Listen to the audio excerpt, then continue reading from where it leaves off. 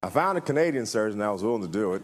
He told me this is risky and there's a chance you could end up totally blind. Are you prepared for that?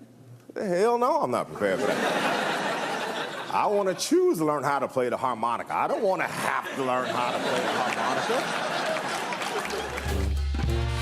Love to chat comedy. Darryl is here to discuss. We were just reminiscing. Sorry, you caught us off guard. You got to come on during the commercial breaks here. You just took me way back because I used to be the waitress at Yuck Yucks Comedy Club, and then you went the Flying Club, the Comedy Club. Back in the day, it was what, right. 1987? Somewhere. That was before I got there. But when I got there, it was Yuck Yucks in Plaza Nations in 1994. Yeah, and it was lined up every night. Comedy. It was great. What got you into comedy in the beginning?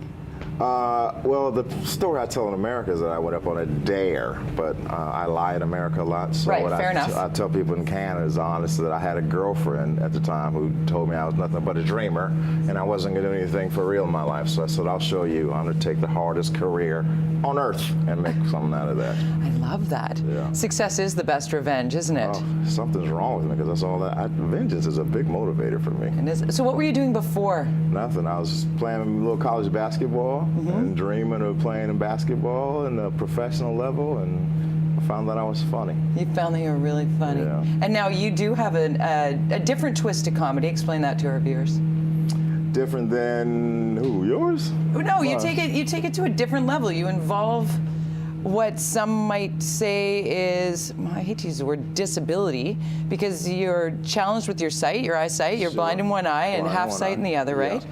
And you make that funny. Do you know what, Jody? Everything changed when I started living in Canada, because I'd go to these Vanderhoofs and Burns Lakes, and everybody just tell you their personal stuff with such nonchalance, and I just go, wow, and they didn't have any issues or anything, so I just learned how to do that and make it funny. And so it's no great secret. I mean, I stole my whole identity from some dude in Fraser Lake, and it's great.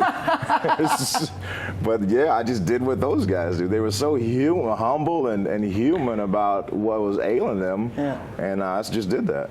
So you do talk about your roots in America and also north of the border. You do have a passion for Canada, don't you? Love it so much. Changed my life so much. What brought you here for the first time? Just comedy? Divorce. Oh yeah. A divorce. You ever been through one of those? I have. Okay. Well, technically no, but yes. Okay. Well, they're terrible. Yes. They are terrible. I've been through the terrible part. Yep. But you can declare at the border, I am a bad divorce, and they'll whisk you right on in. Right on in. Come on in.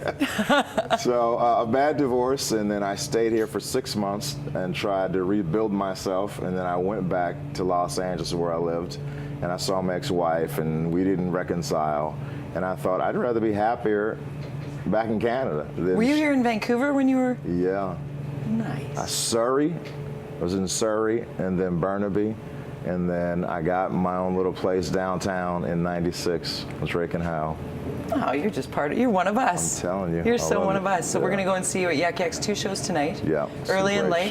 Great show. Kathleen McGee is from Alberta, and she's really funny. She's been having success in LA, and I'm excited. I haven't been back to work since I did Conan. Just throw that down, Darryl. Just throw that down. Since I did Conan, no big deal. I was humble about it. But, it was great, though. I mean, it was so exciting because, he's very passionate about here, too.